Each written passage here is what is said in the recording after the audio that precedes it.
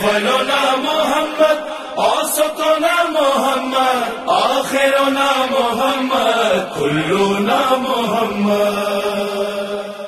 فخر الدین رازی نام آپ لوگوں کا سنا ہوا ہوگا، جلیل القدر مفسر ہے اہل سنت کا، اہل سنت کے مفسر ہیں اور ایک بڑی شخصیت ہیں اہل سنت کے اعتبار سے، ایک مقام و مرتبے کے حامل ہیں تفسیر میں اہل سنت کے اعتبار سے۔ لیکن ان کا ایک کمال ہے، ان کا کمال یہ ہے کہ ہر چیز میں شک پیدا کرتے ہیں یہ، اس لیے بعض لوگوں نے ان کو امام المشککین سے بھی تعبیر کیا ہے۔ حالانکہ ابھی ہمیں اس جہد سے سروکار نہیں ہے، لیکن ابھی جو میں آپ کی خدمت میں عرض کرنا چاہتا ہوں، اسی آیت کے ضمن میں جناب فخر رازی نے 3 طریقے سے دلیل بنائی ہے اس بات کی کہ ان اہل بیت کی محبت ہم پر واجب ہے۔ یعنی وہ سوال کرتے ہیں کہ یہ اس آیت سے کہاں سے سمجھ میں آتا ہے کہ محبت واجب ہے، تو اس کو 3 طریقے سے انہوں نے بیان کیا ہے۔ سب سے پہلا کام جو انہوں نے کیا ہے وہ یہ کیا ہے کہ فرماتے ہیں کہ جناب فخر رازی نے 3 طریقے سے اس سے استدلال کیا ہے، اور استدلال اس بات کے بعد کیا ہے کہ سب سے پہلے انہوں نے زمخشری سے ایک حدیث نقل کی ہے، جس حدیث میں اس بات کو بیان کیا گیا کہ یہ ہیں کون۔ وہ جو بھی میں نے اشارہ کیا کہ اللہ کے رسول نے فرمایا کہ یہ 4 علی، فاطمہ، حسن اور حسین ہیں، اور 3 مرتبہ اس جملے کی تکرار فرمائی۔ تو اس حدیث کو کہ جو معین کر رہی ہے کہ یہ جن کی محبت واجب ہے یہ کون حضرات ہیں، اس کے بعد فخر رازی یہ کہتے ہیں کہ نقل متواتر سے یہ چیز ثابت ہے کہ رسول اللہ صلی اللہ علیہ وآلہ وسلم، اس سے پہلے ایک جملہ کہتے ہیں فخر رازی کہتے ہیں کہ اس حدیث کو زمخشری سے نقل کرنے کے بعد جس نے 4 بندوں کا تذکرہ کر دیا کہ یہ 4 افراد ہیں، کہتے ہیں یہ 4 ان هؤلاء الاربعہ اقارب النبی صلی اللہ علیہ وآلہ وسلم، یہ نبی کے قرابت دار ہیں، یہ 4 نبی کے قرابت دار ہیں۔ وَإِذَا ثَبَتَ هَذَا، جب یہ طے ہو گیا کہ یہ قرابت دار یہ 4 ہیں، وجب ان یکونوا مخصوصین بمزید من التعظیم، تو واجب ہے کہ ان 4 کی ہٹ کر اور الگ سے باقیوں کی نسبت زیادہ احترام اور تعظیم کی جائے، واجب ہے۔ یہ فخر رازی کہہ رہے ہیں۔ فخر رازی یہ کہتے ہیں کہ جب یہ طے ہو گیا کہ اقارب نبی کے ذی القربہ کا لفظ جو استعمال ہوا ہے وہ یہ 4 ہستیاں ہیں، تو اب ضروری اور واجب یہ ہے کہ یہ باقیوں سے ہٹ کر احترام کا تقاضا کرتی ہیں، ان کا احترام کیا جائے اور ان کی تعظیم کی جائے۔ کہاں سے واجب ہوا بھائی جناب فخر رازی صاحب؟ تو کہتے ہیں کہ اس کو واجب کے سمجھنے کے لیے میں 3 طریقے آپ کو خدمت میں عرض کرتا ہوں۔ پہلا طریقہ یہ جو آیا ہے الا المودۃ فی القربى، یہ لا اسألکم علیہ اجرا یہ الا المودۃ فی القربى، یہ جو انداز ہے جو میں نے پچھلی دفعہ بھی آپ کی خدمت میں عرض کیا تھا، یہ عرب بیٹھے ہوئے سامنے، سب کی زبان عربی ہے، اس میں کوئی اردو والا یا گجراتی والا کوئی بندہ نہیں بیٹھا ہوا رسول کے سامنے۔ جب یہ آیت نازل ہو رہی ہے تو سارے عرب موجود ہیں، عربوں کے درمیان اللہ کے رسول نے اس آیت کو پڑھا اور عرب کھڑا ہو کر سوال کر رہا ہے کہ اے اللہ کے رسول، جس کی مودت آپ واجب بنا رہے ہیں وہ کون ہیں؟ تو اس کا مطلب ہے کہ عربوں کی سمجھ میں آ رہا ہے، یہ جو جملے کا انداز ہے نا الا المودۃ فی القربى، یہاں سے نکلتا ہے کہ یہ واجب ہونی چاہیے، کیونکہ اجر رسالت کو اللہ نے منحصر کر دیا ہے ان 4 کے اندر، ذی القربہ کے اندر جو 4 ہستی ہیں، تو اس کا مطلب یہ کہ ان کی محبت ہی فقط اجر رسالت ہے۔ تو اس کا مطلب یہ ہے کہ اگر اجر رسالت ادا کرنا ہے تو ان کے اوپر زیادہ اہتمام کرنا ہوگا، ان کا زیادہ احترام کرنا ہوگا، ان کی زیادہ تعظیم کرنی ہوگی تاکہ اجر رسالت ادا ہو سکے۔ یہ ایک بیان۔ دوسرا بیان وہ فخر رازی کہتے ہیں کہ لا شک ان النبی یحب فاطمہ علیہ السلام، اس میں کوئی شک نہیں ہے کہ اللہ کے رسول فاطمہ سے محبت کرتے تھے، اور ایسی محبت کہ قال، پیغمبر نے فرمایا فاطمہ بضعۃ منی، فاطمہ میرا ٹکڑا ہے، یؤذینی ما یؤذیہا، جس نے اس کو اذیت دی اس نے مجھے اذیت دی۔ یہ فخر رازی نقل کر رہا ہے یہ روایت، یہ کوئی شیعہ عالم دین اس روایت کو نقل نہیں کر رہا، اور فخر رازی ان افراد میں سے ہیں، دیکھیں بعض مثلا شافعی ہے، اس نے اہل بیت کی محبت کے بارے میں کافی کچھ نقل کیا ہے، تو جو متعصب قسم کے اہل سنت حضرات ہوتے ہیں نا، جب ان کے سامنے کسی شافعی کی کوئی چیز لے کر آئی جائے تو کہتے ہیں یہ رافضی ہو گیا تھا، یعنی شیعہ ہو گیا تھا، یا شیعت کی طرف مائل تھا، اس طرح کی باتیں کرتے ہیں، یعنی اس کو شیعہ بنا کر یا شیعہ کی طرف مائل بنا کر اس کی ساری باتوں کو سائڈ میں کر دیتے ہیں۔ لیکن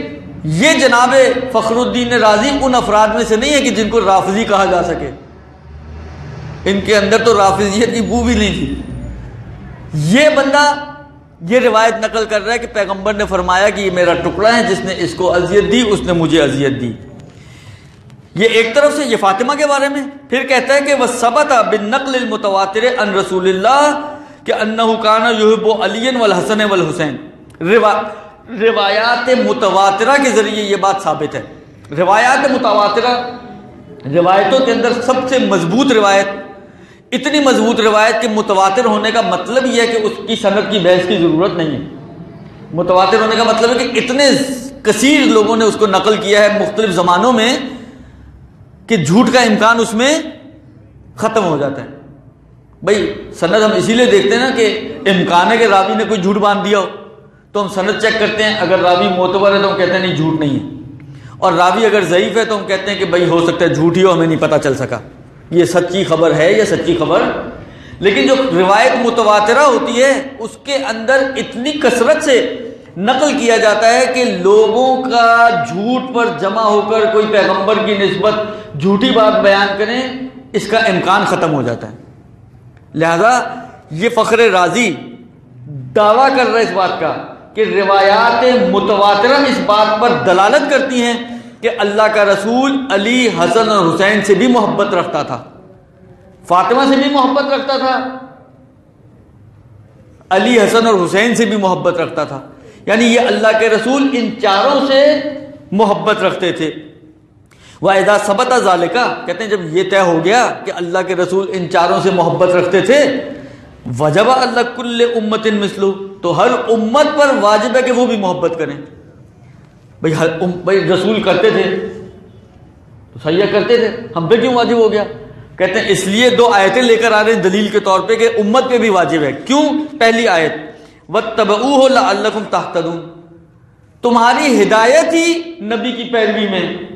نبی ان سے محبت رکھتا ہے، تم بھی ان سے محبت رکھو، محبت رکھو گے تو ہدایت پاؤ گے۔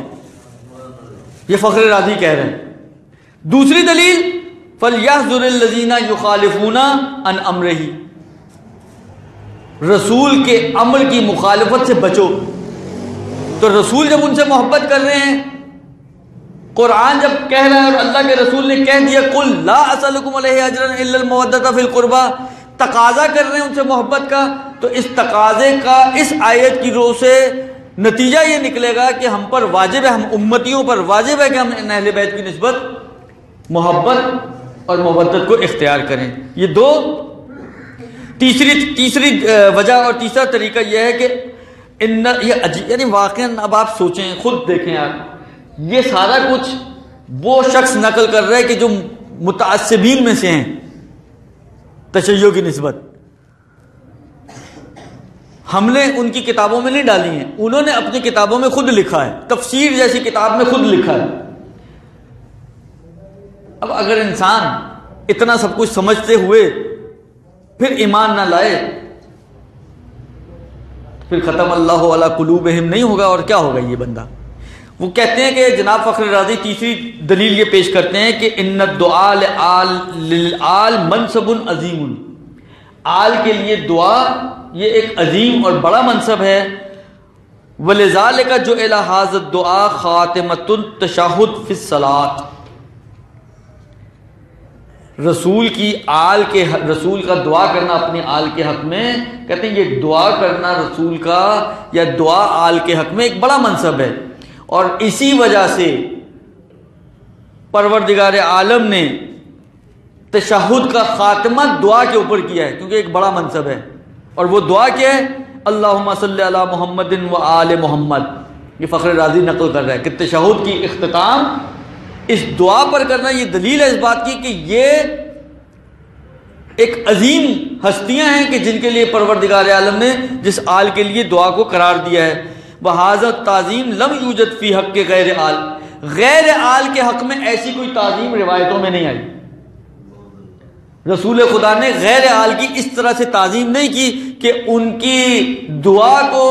خاتمہ نماز قرار دے دیں, خاتمہ تشہد قرار دے دیں. جب ایسا ہے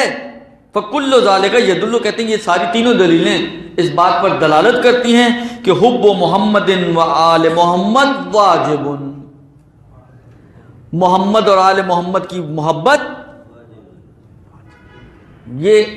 اس آیت شریفہ سے جناب فخر رازی کا استدلال اور ان کی فہم اس آیت سے, اور کیا خوب فہم انہوں نے نکالی ہے. منتہا نکالنے کے بعد کیا گیا, آیت سے اتنا کچھ تو نکال ڈالا انہوں نے. شاید کسی شیعہ نے بھی شاید میں نے اب ساری تفسیریں نہیں دیکھی, لیکن شاید کسی شیعہ نے بھی یہ چیزیں نہ نکالی جو انہوں نے نکال ڈالی. تو چلے نکال تو دیں آپ نے, اب ہوا کیا اس کے بعد؟ ثم ماذا, یہ کہ وہیں کے وہیں کھڑے.